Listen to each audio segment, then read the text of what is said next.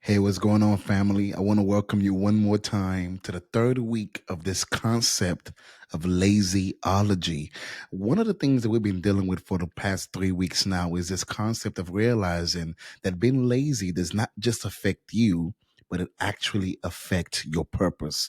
That God created you and He created you in such a unique way that for you to function, for you to live, for you to thrive on earth, He used and utilized the medium of work. In other words, I told you last week that your work, your ability to work, is giving God access to work. One of the things that we have to kind of focus on that's really, really prevalent. If you study, and something just fell in my background. Welcome to studio, but I got to keep going. One of the things you got to see that's so interesting, I think, it's kind of unique when you think about it. Is number one, when you see in the book of Genesis, chapter 2, one of the things that's so unique that God did, the Bible says that God, after He had said this thing of, I want to create man in my image and likeness, and I want this man to dominate, I want this man to rule, I want this man to have dominion. After He has said all of that, Genesis 2 said that God then placed the man in the garden to work and keep the garden. Now, a lot of people who've been listening to this podcast, they have the same question, and I want to go ahead and tackle it. Joshua, what the heck is my work? It's very interesting because when you're dealing with laziness, I want you to understand that when I'm talking about laziness, although we can apply laziness in the physical realities of our lives in regards to our job, our career, if you're a business owner, if you're an employee or an employee, it's easy to apply laziness to that, and we can deal and tackle on with things like procrastination and things of that nature. But when I'm talking about laziness, I'm not talking about your job. I'm talking about your work. That does not mean that you cannot be lazy at your job. Some of us, if we can be honest, we could be lazy at our job. I mean, some jobs honestly require some level of laziness. Maybe that's not true, but some jobs that you don't have no passion for it. Some jobs you're like, this is kind of ridiculous. Some jobs you don't even get paid enough for the value that you offer. I'm not talking about your job when I say work, because when you think about job, although being lazy at your job may not qualify you in regards to the concept of having the character of God, to be one who could be modeling God the right way.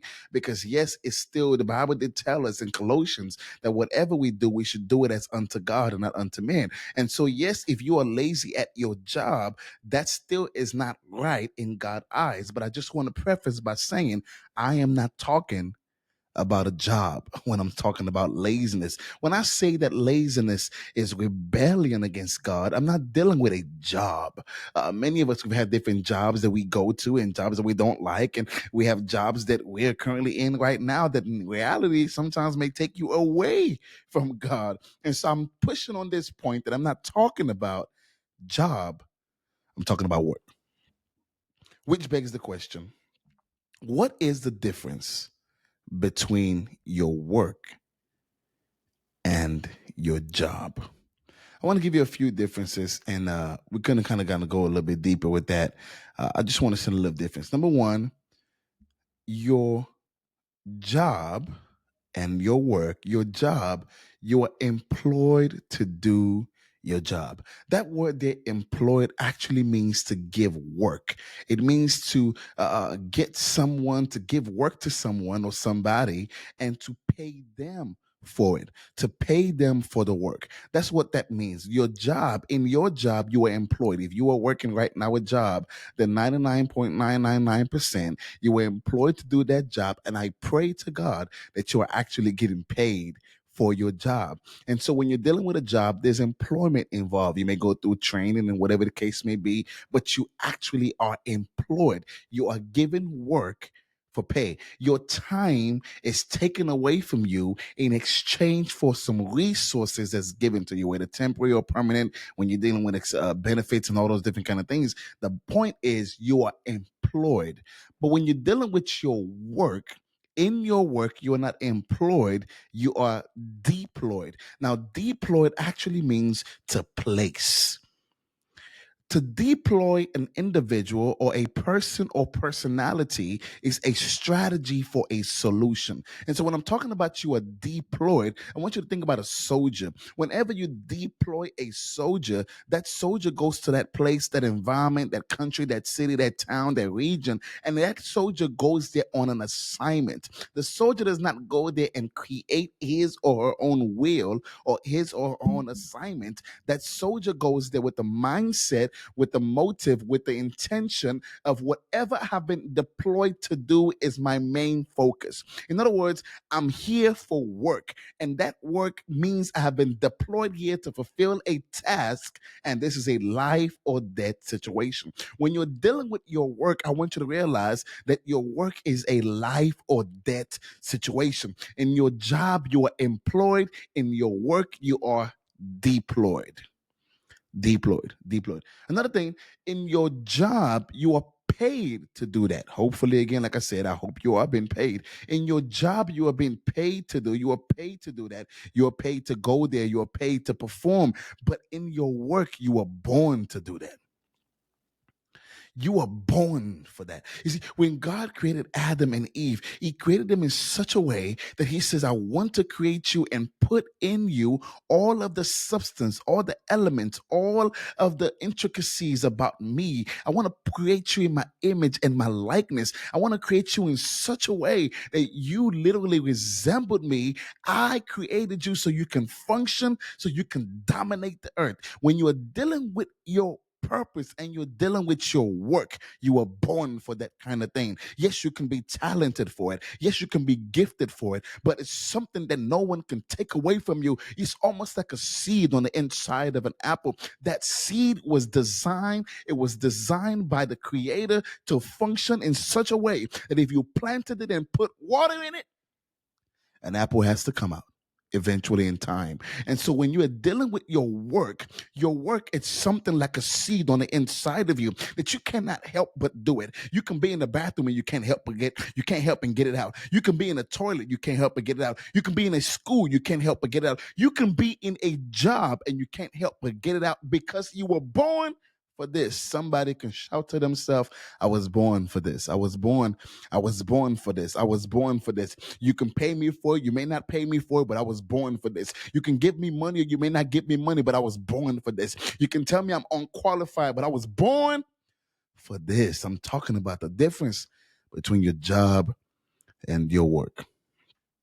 I want to give you two more really briefly. All right.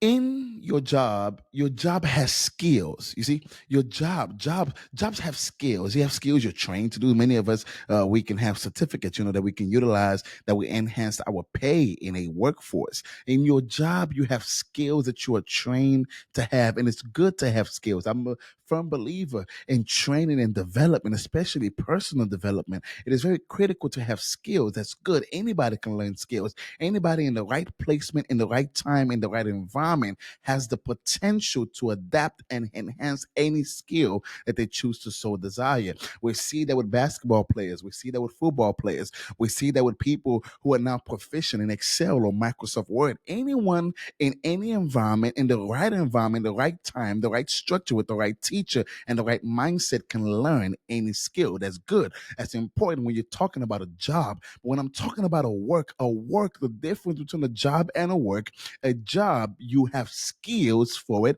while work, you have gifts for it. I'm still dealing with this concept of it's on the inside of you. When you're dealing with your work, you are gifted for it. It doesn't make sense. People will come to you and say, how in the world are you able to do that? How in the world do you understand that? How in the world does this make sense to you? How in the world are you able to just figure out the math behind this? How are you able to figure out the science behind this? How is this easy for you? And you frankly are not able to explain it because in your mind you are saying, listen to me, I don't know how. I did not go to school for this. I did not get training for this. This is not a skill, it's a gift. I'm gifted for this thing. I was born for this. I was created for this. I am gifted for this. Your job has skills, your work has gifts. I'll give you one last one. I hope you're enjoying this. I'm gonna give you one last one. I don't want to hold you too long. I try to keep my podcast between 10 minutes to 15 minutes. Okay. And so your job, one more. Your job can be lost at any moment. In other words, you can be replaced in your job.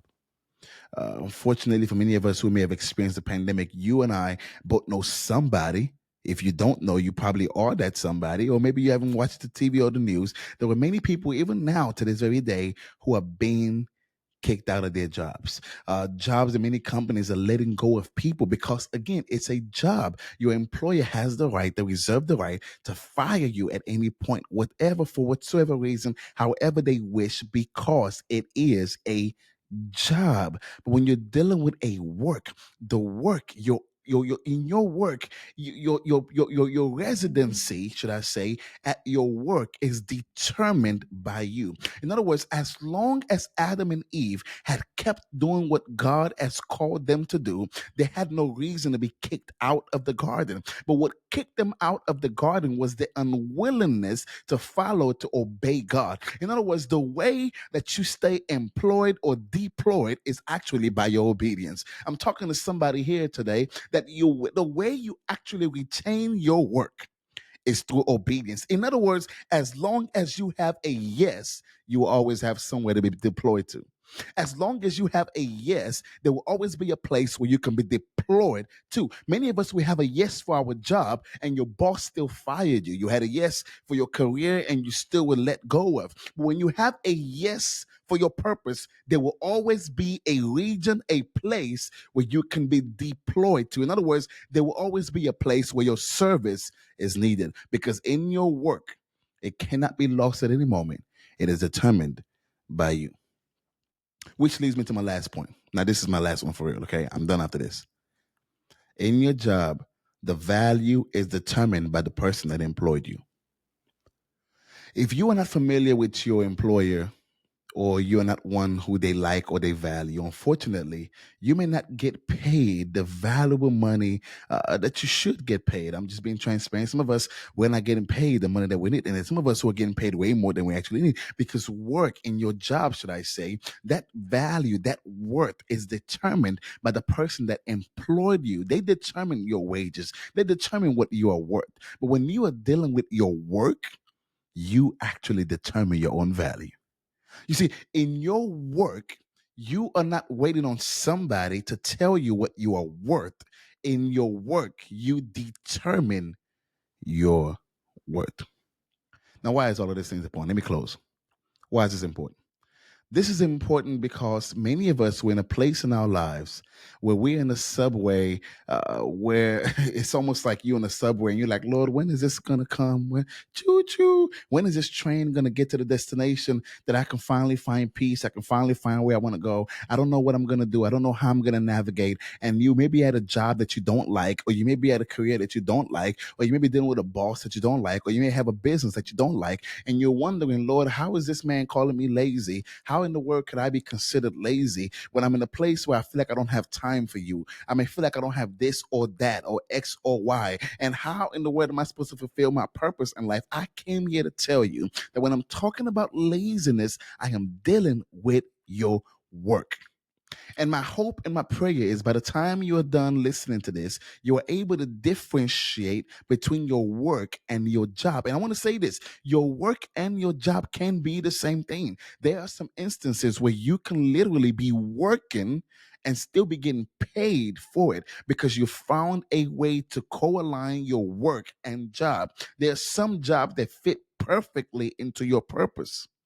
And so it is possible to have that, but it's not possible for you to be in a place where you have more job than you do work, because you have to know that God did not deploy you on this earth to serve a job. He deployed you on this earth to serve a purpose. I want to say that really quick before I get out of here. You were not deployed on earth to serve a job. You were deployed to serve a purpose. And what with that purpose, you actually are and you have a solution. I hope it's been fun talking to you. I hope to see you next time. Have a wonderful day. Bye bye.